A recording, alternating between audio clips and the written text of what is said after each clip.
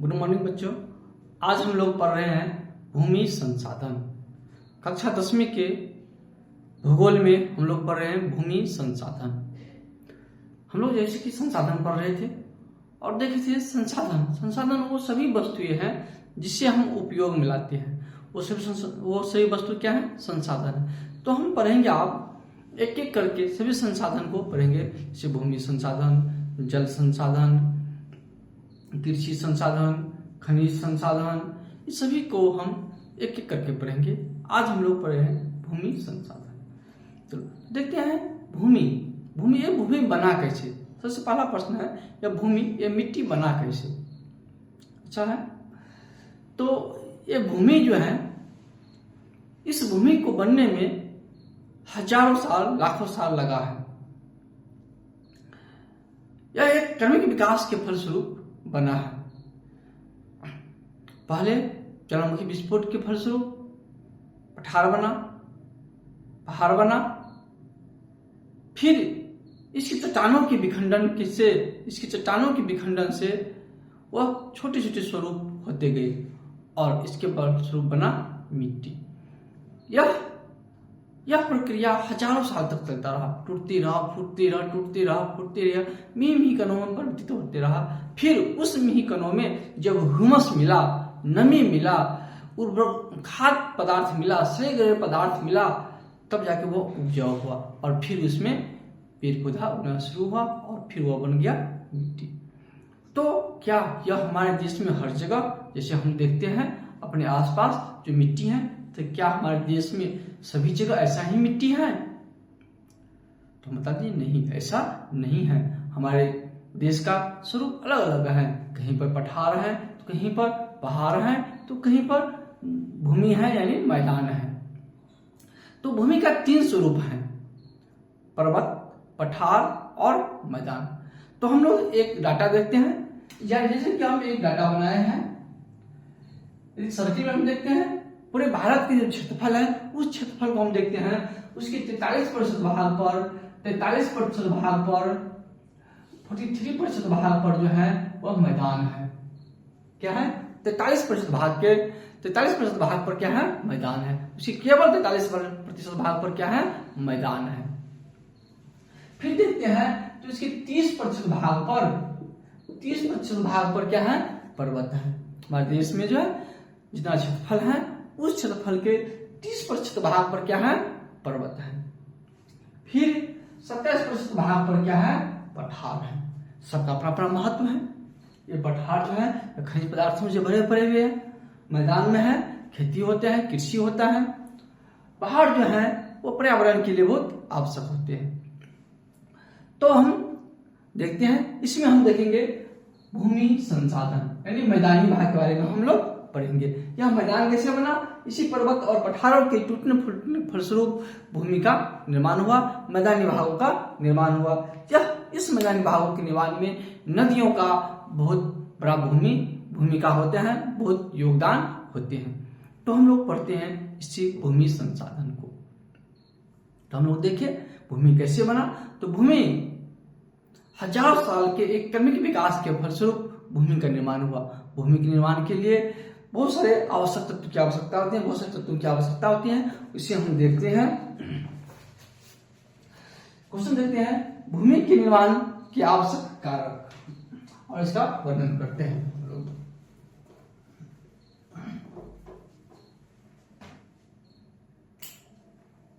Question हो जाएगा, मृदा इसी कहते हैं भूमि, या इसी कहते हैं मिट्टी।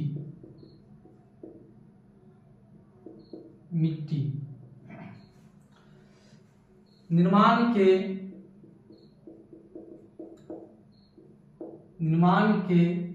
कारक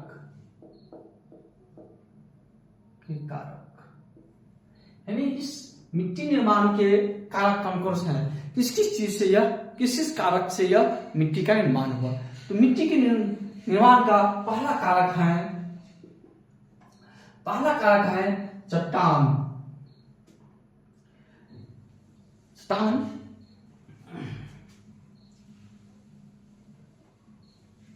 चट्टान। दूसरा कारण है उचावच, उचावच। तीसरा कारण है जलवायु।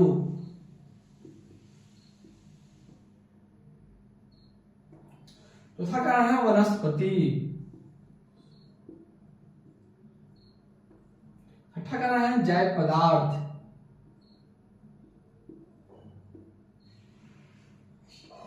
छठा कारण है खनिज लवण, खनिज के कण, खनिज कण। और सातवां कारक है समय।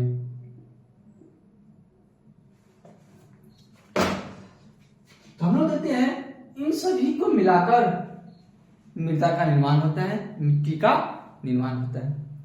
सबसे पहले क्या होता है, तो पर्वत एवं पठार का निर्माण होता है। इन पर्वत पठारों के हजारों सालों के बाद, लाखों सालों के बाद टूटना फूटना आरंभ होता है। इसकी चट्टानों के, पठारों के या पर्वत की चट्टानों के टूटने फूटना आरंभ होता है।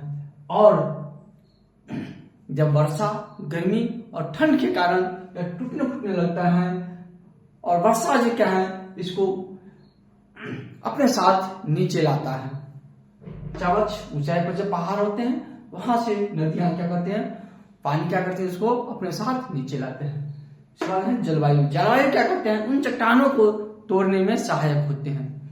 धूप पड़ने पर वो गर्म हो जाता है, और जब वो ठंड में आता है तो सिकुड़ता है, जिससे क्या होता है उसमें क्रैक हो जाता है। जब उसमें बारिश होते हैं, बारिश के बूंदे जाते हैं, पानी रहता है, जब ठंड हो जाता है तो जम जाता है। जमने के बाद बर्फ का आयतन फैलता है, जिसको क्या होता है, और इसको क्रैक कर देता है चट्टानों को। इस तरह से विभिन्न कारणों से चट्टान के रूप जो है वो टूटते फूटते हैं, और इसको टूटने फूटने के बाद हवा, आंधी, तूफान इसको ऊपर से नीचे गिराते हैं, इससे और अधिक विघटित होते हैं। वर्षा के जल जो है से नीचे की ओर बहा के लाते हैं, जिससे और वो विघटित होते होते मीम कणों में परिवर्तित हो जाते हैं, जिसे हम लोग कहते हैं बालू। जिस बालू से हम लोग घर बनाते हैं, जोड़ने का काम करते हैं, वैसा वह बालू की तरह बन जाते हैं। फिर उन बालुओं में वनस्पति जब मिलते हैं, पेड़ पौधे के सड़े हुए पत्ते, छोटे मोटे कीड़े मकोड़े जब सड़ते हैं उसमें मिलते हैं, तब बन जाता है उसे वह वनस्पति। वह ही है वो ह्यूमस। उसमें छोटे मोटे जीव जंतु पैदा होते हैं, छोटे मोटे कीट पतंग पैदा होते हैं, वह बढ़ते हैं, सड़ते हैं, फूलते हैं, तो उसमें ह्यूमस की मात्रा बढ़ता है।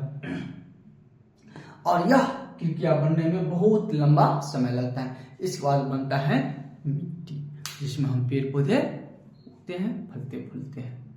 तो हम देखें मृदा निर्माण के यह प्रमुख आवश्यक तत्व है। फिर अब हम देखेंगे हमारे भारत में कितने प्रकार के मृदा है, मृदा के प्रकार। अब हम लोग देखते हैं मृदा के प्रकार।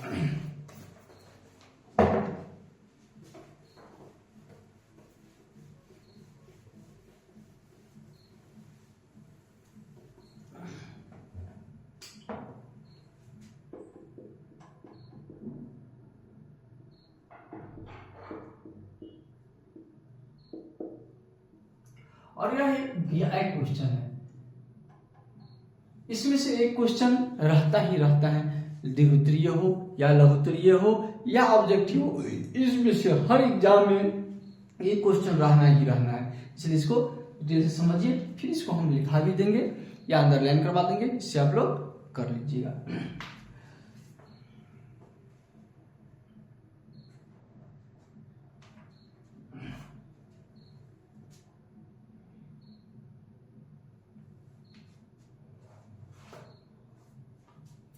भारत के मृदा, भारत के मृदा भारत की मृदा 6 प्रकार के प्रमुख रूप से होते हैं। भारत के मृदा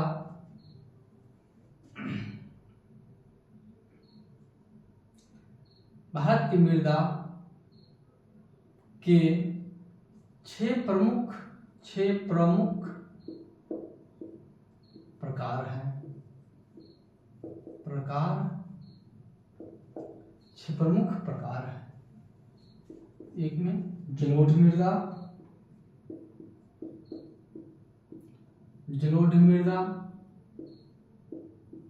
जलोढ़ मृदा, दो में काली मृदा,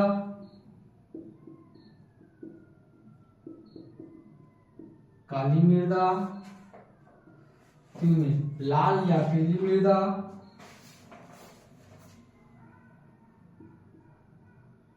लाल या पीली मृदा,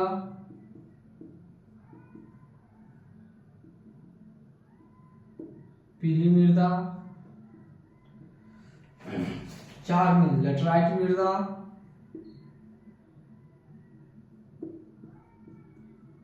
लेटराइट मृदा, 5 में मरुस्थलीय मृदा,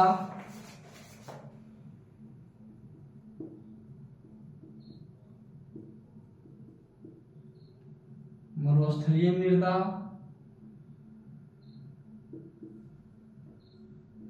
6 में पर्वतीय मृदा।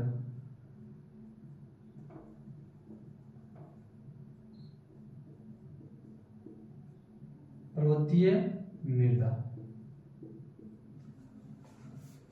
तो हम देखते हैं भारत में ये प्रमुख चीज, ये 6 प्रकार की मृदा पाए जाते हैं।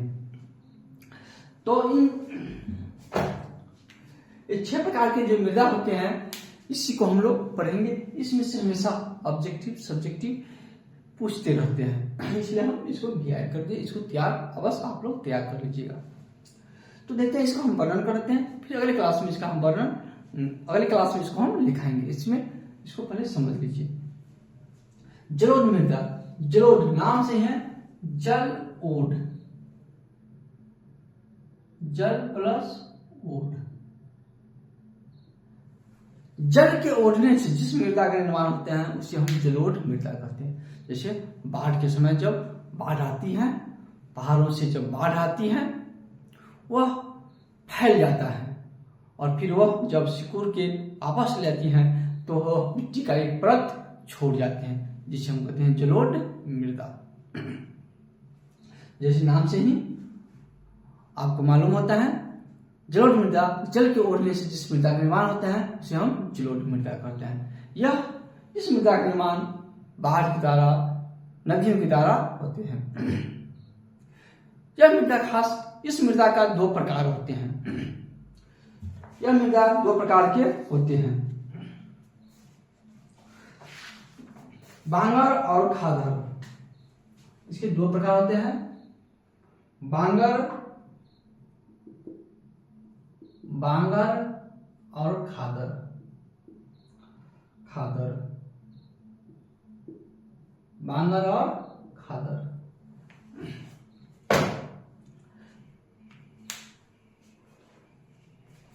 इस मृदा में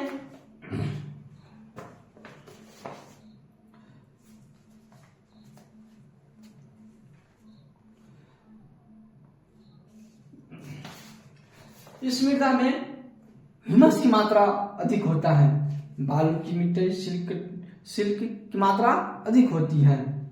इसका रंग धुलापन, भूरापन के करीब करीब होते हैं, भूरे रंग होते हैं। इसका रंग कैसे होता है? तो भूरा होता है।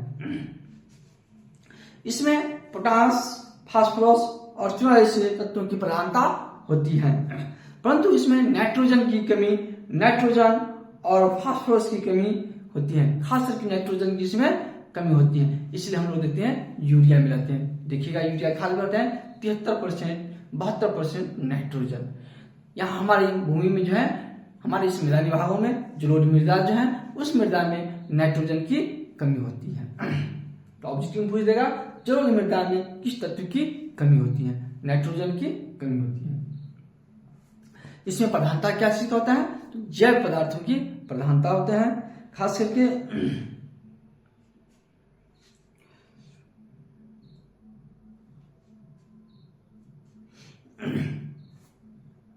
तो हम देखते हैं फिर जलोढ़ मृदा 2 प्रकार होते हैं, बांगर और खादर। तो बांगर क्या होते हैं और खादर कहते हैं। जब नदियां पहाड़ों से, हिमालय से या नीचे की ओर आती हैं तो अपने साथ पत्थर के बड़े बड़े कणों को लेकर नीचे की ओर आती हैं। तो पत्थर के जो बड़े बड़े कण होते हैं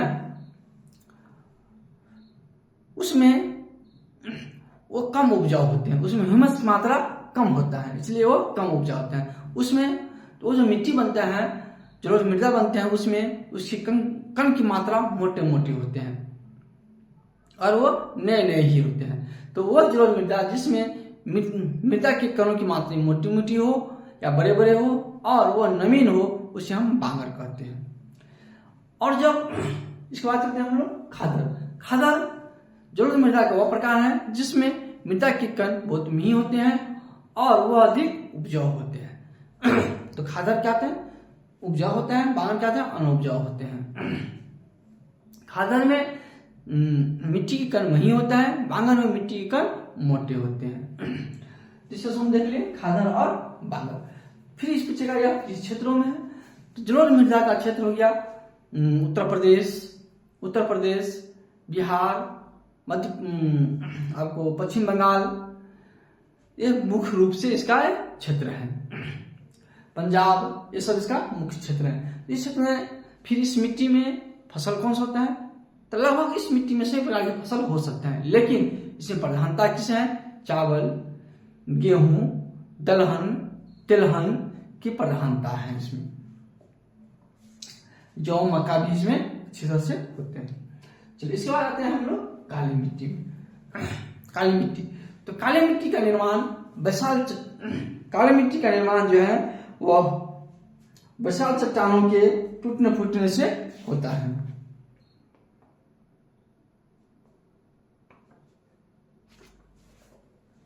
खास करके काली मिट्टी का निर्माण जो है वह ज्वालामुखी से निर्मित जो विशाल चट्टान होते हैं उसी के टूटने फूटने से काली मिट्टी का निर्माण होता है। इसका जो लोकल नाम है उसे लोकल नाम इसका रेगुर मिलता है। इसमें अधिकतर कपास की मिट्टी के लिए जाने जाते हैं। इस मिट्टी में जो है लोहा की मात्रा अधिक होते हैं, जिस कारण लौह अंश के कारण इस मिट्टी का रंग काला होता है। यह अधिक उपजाऊ होता है, कपास के लिए, गन्ना के लिए अधिक उपयोगी होती है। इसका क्षेत्र हो गया महाराष्ट्र, गुजरात इत्यादि। तो हम लोग एक क्लास में रखते हैं। हम लोग अगले क्लास में सभी को वर्णन करेंगे, पढ़ेंगे, समझेंगे। धन्यवाद।